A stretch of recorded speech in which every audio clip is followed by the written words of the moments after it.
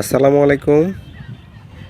আমরা এখানে দেখতে পাচ্ছি তেঁতুলিয়ার অর্থনীতির চালিকা শক্তি যে পাথর, সে পাথর কীভাবে উত্তোলন করে। ওই যে দেখেন দূরে পানি থাকলে সুবিধা হয়, পানি যেহেতু নাই এখানেই গর্ত করে দলবদ্ধভাবে তারা পাথর উত্তোলন করে।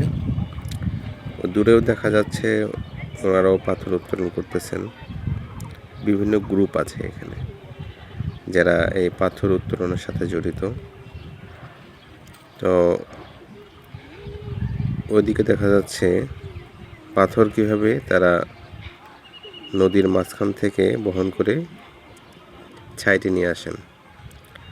দেখতে পাচ্ছেন ভারে করে তারা বহন করতেছে দুই পাশে।